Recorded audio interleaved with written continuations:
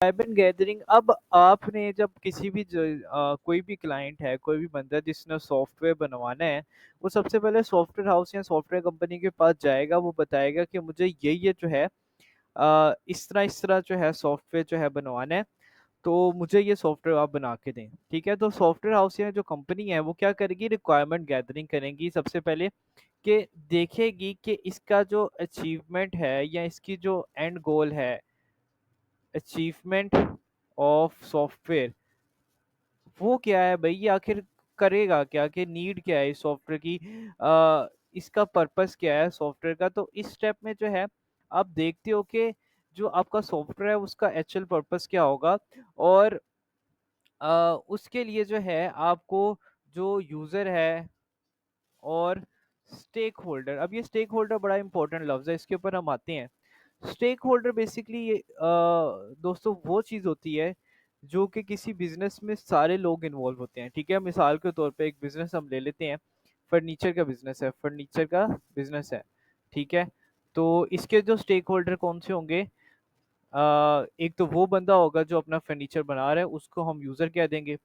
ठीक है, एक जो है फर्नीचर बनाने वाला कारपेंटर जिसे कह देंगे, एक जो है जिसकी शॉप है जिसमें वो फर्नीचर बेच रहा है उसको कह देंगे, एक बंदा वो होगा जो फर्नीचर को कलर कर रहा है।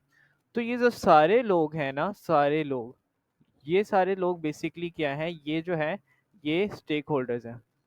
तो वो जितना भी बिजनेस में लोग इन्वॉल्व होते हैं उनको हम स्टेक होल्डर्स कहते हैं। ठीक है, इसी तरह अगर मिसाल के तौर पे अब आपका फॉर एग्जांपल आपके बुक में एग्जांपल है कि आपने एक ऐसा सॉफ्टवेयर बनाना है, ठीक है, जो कि आपके स्कूल को काम हुआ। ठीक है, तो स्कूल में जो है स्कूल के स्टेक होल्डर क्या होंगे, एक तो यूजर जिसने सॉफ्टवेयर बनवाना है, फिर कौन सा स्टूडेंट होगा, स्कूल का एडमिनिस्ट्रेटर होगा, प्रिंसिपल कह लो या एडमिनिस्ट्रेटर कह लो।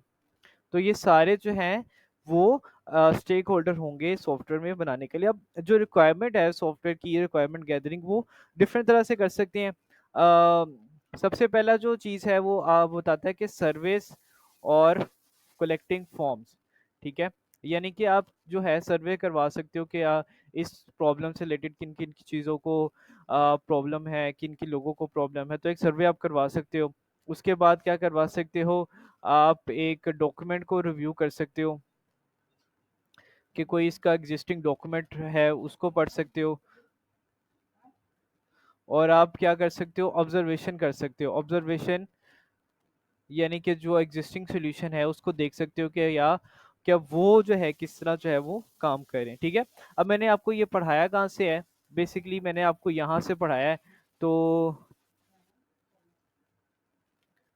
यहाँ से मैंने पढ़ाया है, in this initial phase the goal is to understand and collect what the software needs to achieve. This involves talking to people, अब ये जो पीपल हैं, and who will use the software as well as the other stakeholder यानी कि वो सब लोग जो उसके सॉफ्ट के साथ मुंसलिक हो सकते हैं। ठीक है, अब जैसे वो उन्होंने बताया था न्यू ऐप बना रहे हो स्कूल के लिए, तो आपको स्टूडेंट से पूछना पड़ेगा, टीचर से पूछना पड़ेगा, एडमिनिस्ट्रेटर से पूछना पड़ेगा, बिल्कुल।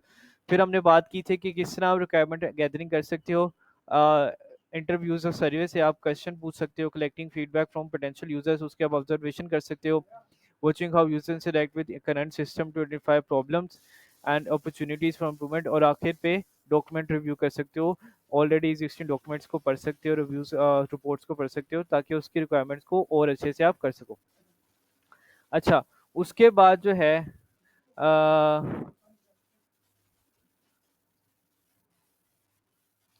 इसके बाद दो टाइप्स ऑफ जो हैं रिक्वायरमेंट्स होती हैं। ठीक है, वो हम नेक्स्ट वीडियो में देखेंगे।